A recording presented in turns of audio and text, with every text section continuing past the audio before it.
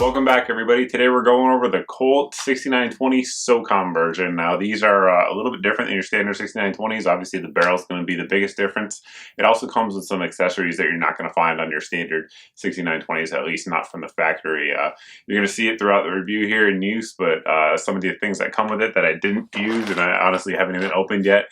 It comes with two different magazines, mil-spec 30 rounders, a little manual, a standard sling, a real basic black sling, and then some rail covers from Knight's Armament to cover up these actual rails. Other than that, the rifle comes as you see it. But what we're going to do now is actually test out the accuracy of this gun first and see what kind of groups we're going to get out of it. Come back in and take a look at some of the details of it, and then basically what I think of it overall. But that's what's coming up next, guys. We're going to see what kind of accuracy we can get out of this SOCOM barrel here. We got 3 different rounds to test it with. This is brass case 223, 75 grain Hornady tap. We have 55 grain Wolf and 55 grain Freedom munitions, just the remanufactured stuff. That is the majority of stuff I shoot through any rifle I own these days. We'll get it started out with the Wolf, I guess. Put a few rounds down there. I didn't bring a rest today. Just no room in the Mustang, so there's my built-in excuse. The optic we're using here is going to be the Primary Arms 1x6 optic. A lot of folks are interested in it. It's pretty sweet, I'll tell you that up front. And stay tuned for the review of that one coming one of these days. But let's see what we can do.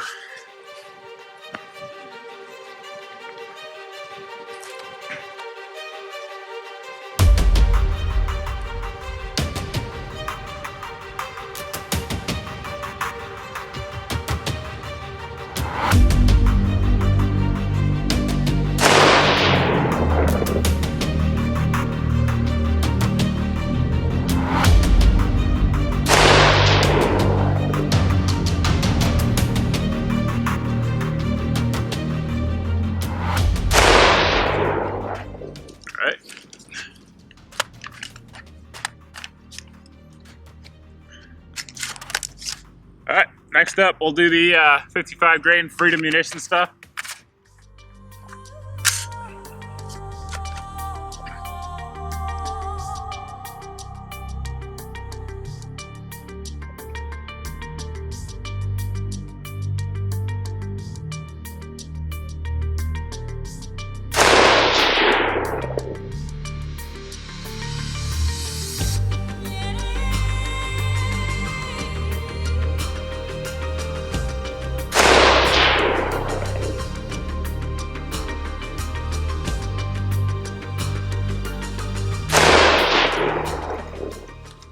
Pretty good.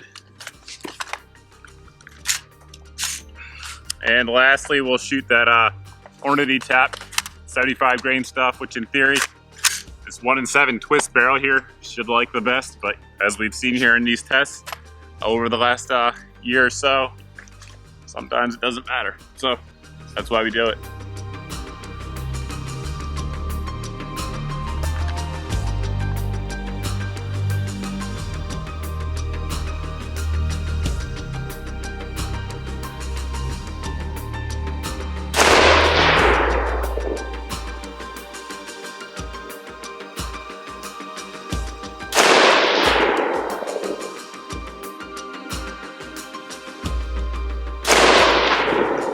Check it out. Well, I'm kind of surprised by the results, to be honest with you. Actually, all of my pulls, trigger pulls there with the 75 grain stuff felt good. I didn't feel any shooter error in there, so I'm not sure what's going on there, but I didn't bring my tape measure as well. I'm going to use the standard 223 round to base a pretty rough distance on. When I get back, I'll measure this, and I'll put that annotated here so you guys can actually see what the actual measurements are. Anyway, starting out, I believe we started out with the Wolf right here. Well, it's within the size of a bullet, so that's certainly a good sign. Again, the actual distance here is on the bottom of your screen. Then we moved up to the Freedom munition stuff. Pretty decent group there. Not gonna lie, it looks pretty good. It appears, at least to my naked eye, to be just over an inch. So what it is on the screen, you guys can see. And then again, I'm not sure if it was the hotter barrel or just a random fluke of a 3-shot group, which isn't the best, as we all know. But it opened up there a little bit with the 75 grain. Either way, it's not a free-floated barrel. We don't expect match grade accuracy out of it. Just sort of a quick test to see what you can expect out of it. And honestly, on a non-free floated barrel, I'll take any of these groups. We got the tape measure finally. Here's the Wolf group there, and you can see it's just over 1.5 inches on that one. With the Freedom stuff here, just a little bit tighter, just under 1.5 inches. And then obviously the one that surprised us is going to be the tap, but this is more likely than not the guy behind the gun, right at 2.5 inches, maybe a little bit under. But I'd bet if I shot those again, we could probably tighten that up. But really, that 1 in 7 barrel twist seems to shoot all these loads pretty well.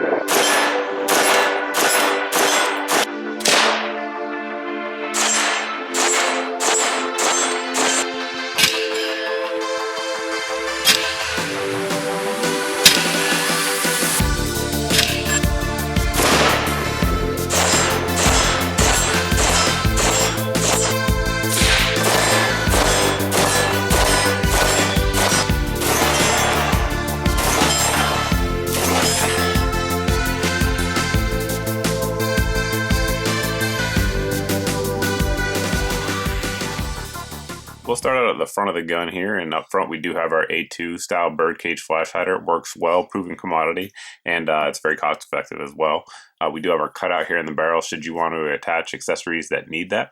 We have the bayonet lug here. You can attach a bayonet on there. It will work just fine. And our front sight here is an F-mark front sight, so it is standard height for any of your AR rear sights or any optics that you want to use for co-witnessing.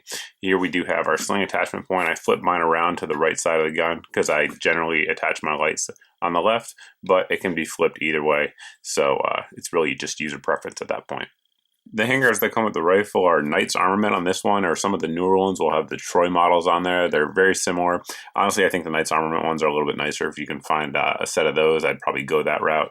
But also these are available on pretty much every gun forum out there. Folks are selling them, so you can find them that way as well if you'd like. But really a rock solid mounting platform with heat shields on the bottom, and it has these large vent holes on the top to dissipate the heat. It is marked all the way around, all the quad rails are. So if you want to attach equipment at a specific place each time, there's repeatability there for the user. And really, they're a little on the heavy side, but they work. They're a proven design. It's the same thing that a lot of military rifles out there, military M4s are using. So it's certainly seen combat and shown that it holds up well.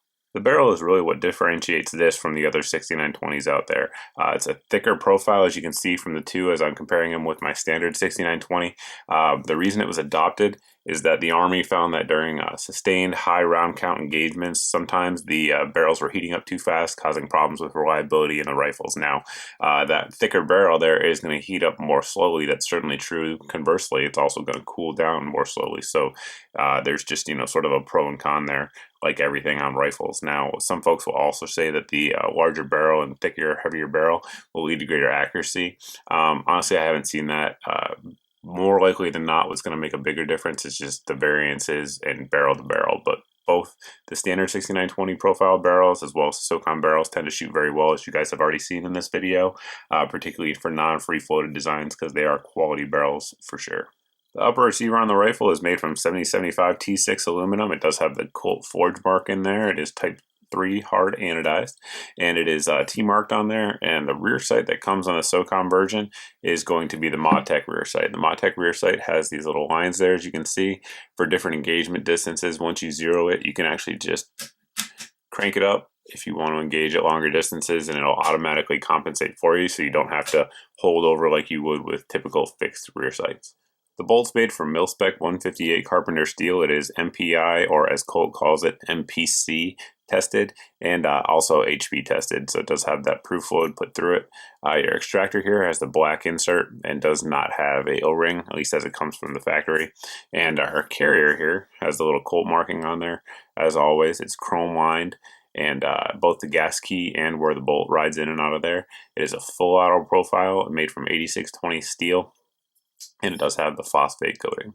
Like the upper, the lower is made from 7075 T6 aluminum type 3 hard anodized, and the markings up here are what a lot of folks like on the SOCOM rifles. It does have the M4A1 marking, which a lot of collectors do like.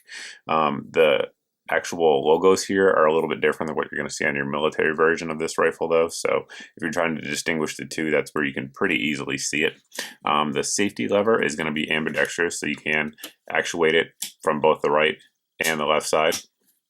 And the buffer there is the H2 buffer. That definitely helps when you're using a carbine length gas system like this rifle has. On a 16-inch barrel, it tends to be somewhat overgassed, so that'll slow the action of the rifle down a little bit, which is really a good thing in my opinion if you're going to be using that kind of setup. The trigger on it is standard mil spec, breaks clean, single action, right around 6 pounds on my gauge anyway, but nothing to write home about, but certainly not a problem at all. The buffer tube is made of 7075 T6 aluminum again. It does have the dry film lubrication on the inside like most mil-spec extensions should have, and it's a 4-position adjustable stock. So some rifles out there will have 6-position. On your SOCOM, you're going to have 4. I think I covered enough specs by this point to bore you to death by now. So the more important specs, first up is going to be priced. I looked online today, and as of today anyway, these were selling generally $1,000 to $1,200, somewhere in that price range. The MSRP on it from Colt, I believe, is $1,600, but you could find it lower than that out there. And one thing that really draws people to this rifle is the fact that for a civilian anyway, it's about as close as you can get to your standard infantry issued rifle. So, I mean, you're going to have your 16.1 inch barrel instead of your 14.5. You're going to have your different fire control group, because obviously we can't have select fire capabilities, at least not without going through a whole bunch of nut rolls. And your marking is going to be a little bit different on the lower, but other than that, it's pretty close to what your line infantry guy is going to be issued as a basic rifle. So you do have a known quality and a known quantity, if you will, with this rifle. So yeah, I mean, there's $600 rifles out there, and some of those are great. I recommend them from time to time here on the channel for sure. But this really is a nice rifle, and you know that the parts on it really are battle tested. So this one here has been 100% reliable with any ammo, with any magazine, with anything that we've fed it so far. So performance, you certainly can't complain about that. And the accuracy, as you saw, was pretty good as well. I think that about covers it. If you guys have any questions on the rifle that I didn't cover here in the video, by all means, post them below in the comment section. You can also post over at my Facebook page as always. But thanks for watching, guys. Thanks for subscribing, and I hope to see you in the next video.